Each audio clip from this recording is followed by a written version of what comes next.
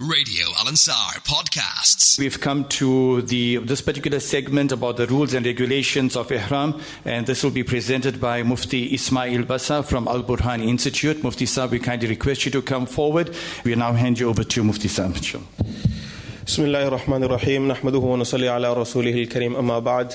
Alhamdulillah, we've heard from all the speakers before me on the performance of Hajj, the rituals, etc. I'll just highlight a few aspects and a few issues related to Ihraam. If you look at Ihraam, what does Ihraam mean? Ihraam is derived from the word Harama, which means prohibited, which means unlawful. But Ihraam is not clothing. Ihraam is a state, a sacred state required for a person to enter to perform Hajj or Umrah before passing the miqat. Now, why is it called ihram? Obviously because certain permissible aspects, certain permissible things become impermissible, become prohibited, become unlawful. So how does one enter into the state of ihram? Is it simply by donning the clothing? No. It is by entering, by making the intention, number one, and number two, by verbally reciting the talbiyah. Very important. This is a farz and an obligation of Hajj. If you simply make the intention of ihram but do not recite the labbaik, the talbiyah verbally, you haven't entered the state of ihram as yet. You have to recite the talbiyah verbally. This is not in the heart. So the intention is done verbally or within the heart, but the talbiyah, the labbaik, has to be recited verbally for you to enter the state of ihram. So once you're in the state of ihram, obviously this is now before passing the miqat. So during the months of Hajj, you are performing the tamattu Hajj, which most people perform. You are now coming to Medina Munawwarah, which is usually the case. So you won't don the ihram, you won't enter the state of ihram in Medina Munawwarah simply because Medina Munawwarah is not within the miqat and the boundaries of the haram. So if you look on the next slide there that we've got, where do these boundaries come from? So Allah's Nabi sallallahu alayhi wasallam fixed them. The hadith is in Bukhari Sharif. He fixed 4 boundaries. If you look at it, there's 4 there. Dhul Hulayfa for Medina, Juhfa for Sham, Qarn al-Manazil for Najd, Yalamlam for Yemen. So 4 stipulated there. And then he further added on and he said that there's three situations. The first is those that are coming beyond the miqat. In other words, you and I that are traveling for Umrah or Hajj, we are passing the miqat. You make your intention before passing that miqat, before passing those boundaries, and you enter the ihram before passing those boundaries. That's number one. The fuqaha or the ulama usually refer to this as the afaqis or the foreigners, basically coming from foreign lands. Then you get those people that live within the miqat. They will don the ihram or enter the state of ihram from where they reside. That is usually referred to as the hill areas. Then those that live in Makkah Mukarramah themselves, the residents of Makkah Mukarramah, they will also don the ihram or enter the state of ihram from where they reside. This is where we get it from, and this is where it's understood. The 5th miqat, if you look at the next slide, Umar radiallahu anhu fixed. So originally it was 4, and then the 5th one, Umar radiallahu anhu fixed when the people of Najd came to him and complained that, you know what, it's a bit far, it's at a distance from us. So then he fixed and stipulated the next closest place for them, which was Dhatu Irq. So that became the 5th miqat.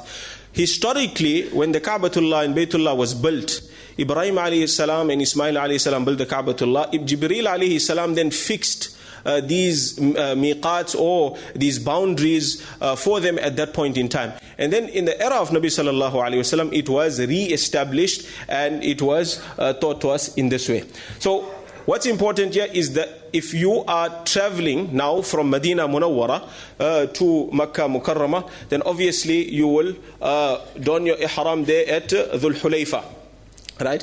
So Dhul Hulayfa, if you look at it, is about 400 plus kilometers from Makkah Mukarramah. The next one thereafter is Juhfa, which is 100 somewhat kilometers from Makkah Mukarramah. Then you got the Dhatu Irq, which is 90 somewhat kilometers from Makkah Mukarramah, and Qarn al-Manazil, 70 somewhat kilometers from Makkah Mukarramah, and then lastly Yalamlam, which is 50 or 90 somewhat kilometers from Makkah Mukarramah. So these are the four boundaries that you have to worry about, not only on the occasion of Hajj, but even outside of Hajj as well, depending where you're flying. If you're flying into Makkah Mukarramah, then obviously Jeddah is there. Jeddah is the airport. Now, majority of the ulama of the view that Jeddah is part of the miqat. You can see it there. So they hold the view that it is part of the miqat. So before you land in Jeddah, you'll get the announcement in the plane, etc. You enter the state of Ihram. So like I said, it's not the clothing. Clothing can be worn anywhere, from home, from Dubai airport, so on and so forth. But before you cross the miqat, you must know that you have to enter the state of Ihram. So there we have the 5 miqats. Moving on to the next slide. Now it comes to the clothing. The clothing of Ihram. There, Allah's Nabi sallallahu alayhi wasallam informed the people that, listen, when you're in the state of Ihram, no trousers, no shirt, no cloaks, turbans, any garment with saffron or any garment with perfume. And this is where we get the 2 pieces of cloth. He said that each of you should enter the state of Ihram wearing an izar. The word izar is used, which is the lower piece of clothing, and the word rida is used, which is the upper piece of clothing, and obviously white pieces of cloth. So that's where we get it from. So on the next slide, if you look, what do we understand and derive from these ahadith, or what did the fuqaha and the jurists derive from it, is that ihram is 2 pieces of clothing, number 1.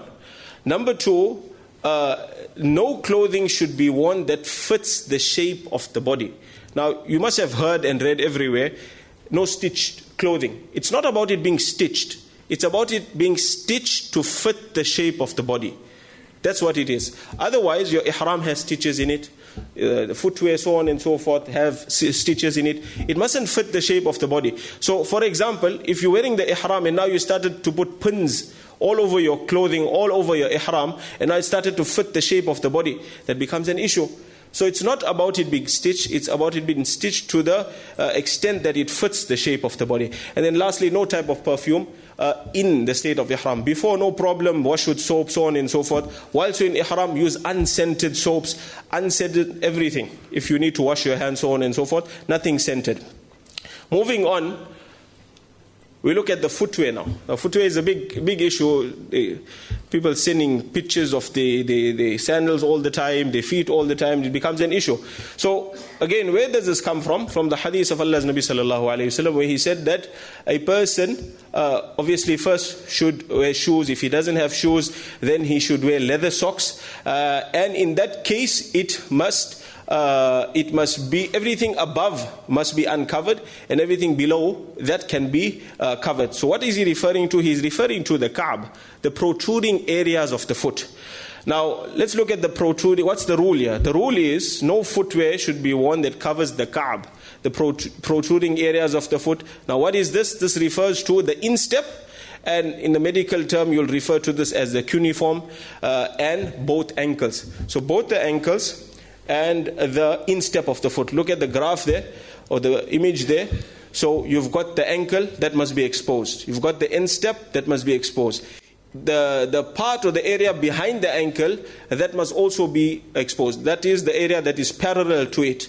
The heel doesn't necessarily have to be exposed, that's no problem. If you can expose it, no problem, but it's not an issue. So these areas must be exposed. Now most of the time you'll find footwear that will have maybe the instep or majority of the instep exposed, but the problem comes in when that strap is there. That strap is to some level and some extent overlapping the instep area, so that becomes an issue. But look, if you've purchased the sandals, you've got no other choice, etc., you spend a lot of money, tight on budget, so on and so forth, the rule is if you've covered less than quarter of that area, of that instep area, then you will give sadaqah, right? If it covers majority or a large part of it, then that becomes an issue. We'll get into the violations a bit later. I was just looking at some sandals that would be suitable for the Hajis. And if you look there, the one that maybe a lot of you, if you have the budget for it, is the Vibram shoes. It's the Vibram ones where it covers the front, it covers the side at the bottom. It doesn't normally cover the ankle area. It's a shoe, but it fulfills all these conditions. It's a bit pricey. You're looking at 1,500, 1,800. I think it's available overseas, etc. But you may find it locally, may be difficult to find. But if you don't, then you look at the other options. You can use flip-flops. You can use some slides shoes. Now you see that one there with the X on the screen. That becomes an issue because the strap is now covering a part of the instep. So very important to ensure that we get the right shoes for Hajj and Umrah. Now, you are going to enter the state of Ihram. How long are you going to be in the state of Ihram? So, majority of you will be performing the Tamattu Umrah. So it's simple. You enter the state of Ihram, exit the state of Ihram. Can be anywhere from 2 hours to 4 hours to 6 hours to 12 hours, so on and so forth. It's not a long time. So if you're doing the Tamattu Umrah, that is done during the months of Hajj, so there you perform the Umrah, you exit the state of Ihram anytime before the 8th of Dhul Hijjah. 8th of Dhul Hijjah comes, you will enter the state of Ihram and you will remain in the state of Ihram on the 10th of Dhul Hijjah till the 10th of Dhul Hijjah, after you pelt, after you offer your hadi, your sacrifice, and after you go for a haircut. So you're looking at a minimum of 48 hours you are going to be in the state of Ihram at minimum. If you delay other things, so on and so forth, it can be longer. So just keep that in mind. You are going to be in the state of Ihram during Hajj for 48 hours at minimum. And all these laws of Ihram will apply to you. In terms of the Qiran, Ifrad, Hajj, not many people perform it, but that is a longer period of time. It can go anywhere during the months of Hajj from 1 month to 2 months, etc. You can be in the state of Ihram, right? So, so once the hair is cut, all the prohibitions are lifted except for conjugal relations. Just to point out, by cutting the hair, it's simple. You come out and you exit the state of Ihram. We spoke about Tawaf-e-Ziyarah. Now obviously, Tawaf-e-Ziyarah is going to be performed and then conjugal relations with one's wife becomes permissible. I'd just like to mention, I've had a few cases, I'm just bringing it to your attention, that some people left out Tawaf-e-Ziyarah in their Hajj, right? They left out Tawaf-e-Ziyarah in their Hajj, they were not aware of it, or they did not give it any attention. They come home and this is the case. Now remember, you can come out from the state or the general state of Ihram. But Tawaf-e-Ziyarah has to be performed to lift up the prohibition of conjugal relations. There is no way for you to compensate for that if you haven't performed it, correctly or incorrectly. There is no way for you to get that prohibition lifted. The only way for you to get that lifted is to come back to Makkah Mukarramah and actually perform it. Now the problem arises for many ulama and the muftis is that, remember, even when you're at home, conjugal relations is not permitted as yet because Tawaf-e-Ziyarah hasn't been performed. So every time a man sleeps with his wife or the woman sleeps with her husband, there's a penalty that will apply. Every time that happens. So just bring it to your attention, be very careful, especially for the women folk or those that are not aware of this, that Tawaf-e-Ziyarah must be performed correctly or incorrectly. There's still a way to save it, but when it's done incorrectly, there's dam, so on and so forth. When it's left out, that becomes a problem. So, just a few pointers there. Now, obviously when you're in Ihram, you're going to be performing Tawaf. There's 3 situations to keep in mind. When you're performing the Tawaf of the Umrah Tawaf, right? Obviously there you're going to be in the state of Ihram. And after the Tawaf, you're going to do a Sa'i, Safa Marwa. So what you're going to do there? Ramal, obviously. Ramal is where there's a brisk walk. Ibtiba, as you've seen, you're going to expose the right shoulder, you're going to cover the left shoulder. That you'll do for 7 rounds, and that you'll do in the state of Ihram. So that's your Umrah, right? Straightforward. But your Tamattu or even the Qiran, Ifrad, Hajj, etc., when you're doing that Tawaf-e-Ziyarah on the 10th or 11th or 12th of Dhul Hijjah, there you're not going to be in the state of Ihram. There's no Ihram. However, there's going to be Ramal and there's going to be Sa'i. So even though you're in your normal clothing, there's still going to be that brisk walk, but practically speaking, the crowd is going to be so big, it may not be possible. So you'll just do what you can do within that situation. But there's a sa'i afterwards. So don't get confused. Normally people think, you know what, you have to be in ihram to do the sa'i. That is the normal case. But in Hajj now, you're going to be doing sa'i, not in the state of ihram. And then the last day, when you're doing your tawaf-e-wida, right? The tawaf-e-wida, there is no sa'i afterwards. There's no ihram there. There's no ramal, no istiwa. It's a normal straightforward tawaf, and that is done. You're not going to do that in the state of ihram. So if you look at the chart, there's only one place in the tawaf of Hajj that you're going to be in the state of ihram. It's the first, the first one. And the second one, third one, you're not going to be in the state of ihram. So that umrah you're going to be, Hajj you're not going to be in ihram for those tawafs. So now, speaking of, I remember when I went for Hajj the first time, you hear a lot of these violations, penalties, but sometimes we like to know, if I do something, what do I pay? What's the penalty like? So there's three categories of penalties, right? One is the first, badana, sacrificing a large animal, which is a cow, camel in the haram. The second is dam, sacrificing a small animal, sheep or goat in the haram. These two have to be done within the haram. You can't go shop elsewhere. You can't go to another country, hometown, and do it there. It has to be done within the haram. And the last one is the sadaqatul fitr. That can be discharged anywhere. That can be discharged in Saudi. That can be discharged here. The first one is not very common. There's basically two scenarios and cases where that applies. The other two are very common. So let's look at a few examples. These are just broad examples for you to understand. Listen, if I do something like this, what's it going to cost me? Right? So in the next slide there, so these are referred to as jinayat in the classical books. The first thing is the miqat. Now this happens a lot of times. So they don't know where the miqat is. They haven't asked, unaware of the situation. They cross the miqat. Then they found out, hey, listen, I was supposed to don the ihram before crossing. What do? Dam applies. Now just for your information, I checked with the agent yesterday. The current value of the dam is around 5,000 rands. That's one dam. For a sheep, 5,000 rands in Saudi. Right? That's the current value. They couldn't give me the value of the cow and the camel. That may be way above. Right? But if you return back to the miqat, it's waived. So that's why you got ulama, you got fuqaha, etc. amongst you. Ask them, and then you can save that money. Right? So you go back to the miqat, make your intention of ihram, and come back, problem solved. We look at the next common violation. Is clothing. Again, it comes down to the same thing. You don't know when you have to enter into the state of ihram. You're wearing clothing, you cross the miqat. If you're wearing that stitched clothing that fits the body for less than 12 hours, sadaqatul fitr is compulsory. Right? In Saudi, it's around 15, 20 plus riyals. That can be easily given out and sorted out. Obviously, you have to come out. But if you stayed in that clothing for more than 12 hours, then a dam applies. You have to give the dam. Right? 5,000 rands, that's going to cost you. Right, next. Right, perfume. Now we look at the hadith, perfume. Right, so before this we saw there's a time frame. Right, less than 12 hours, more than 12 hours. Perfume, there's no time frame. You apply the perfume to your hand, a large portion of the hand is going to cost you dam, 5,000 rands. Right, less than that amount, sadaqatul fitr compulsory. So you just have to be aware of what's happening. Mistakes happen, etc. But immediately you've got to wash it off and then carry on.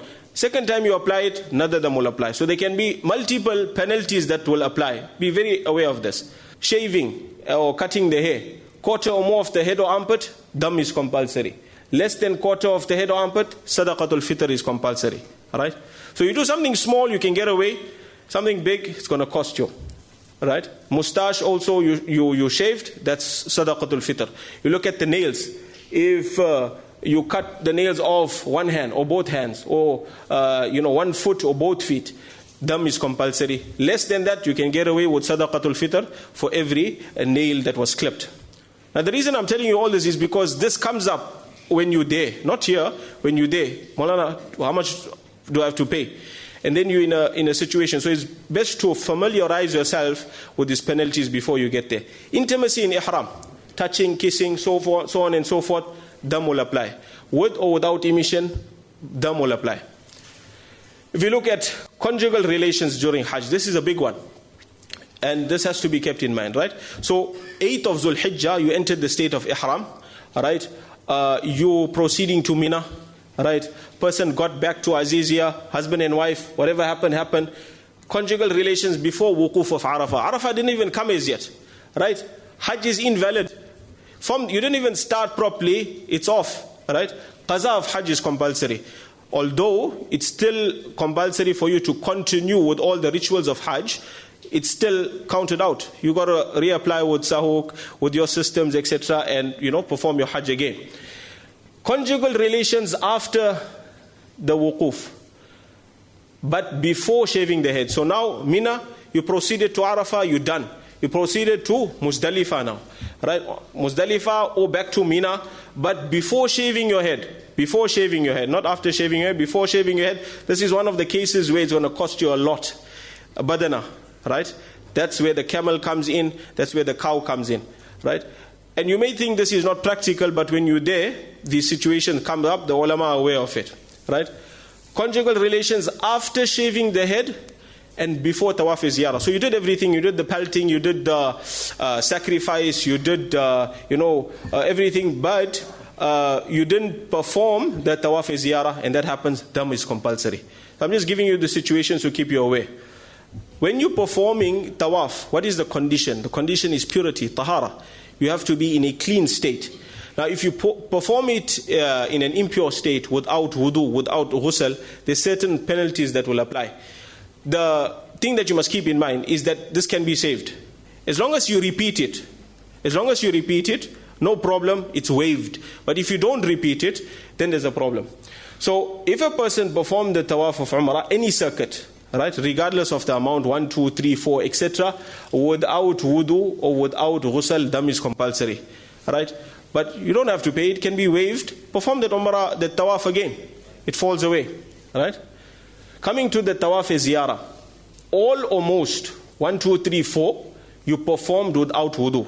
And this happens, you're in a rush, you can't, you're not thinking straight, so on and so forth, you forget to make wudu, right?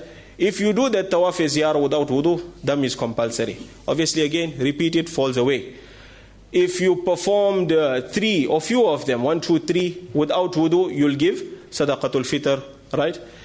And the last one, this is the second scenario where that large animal comes into play, that badana. If any circuit, 1 or upwards, performed without ghusl, you have to pay that. Again, if it's repeated, no problem. Now coming to the farewell tawaf, you performing the tawaf wida.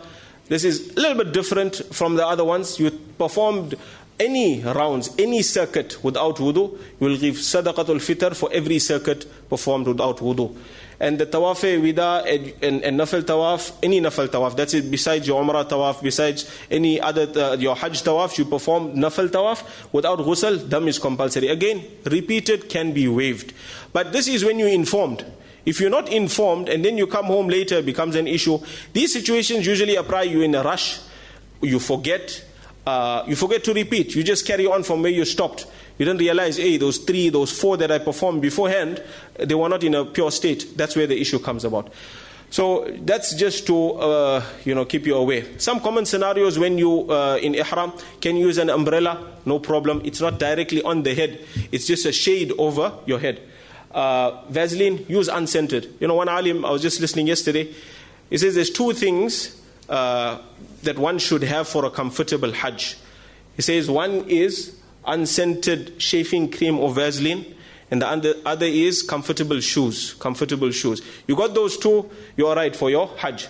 Pins, ihram belts, there's some karahiyat and some dislike in it, but need and necessity allowed. If you can, do without it, do without it. But these days, you got to go in the ihram, you got all those QR codes, you got to have your phone, so on and so forth.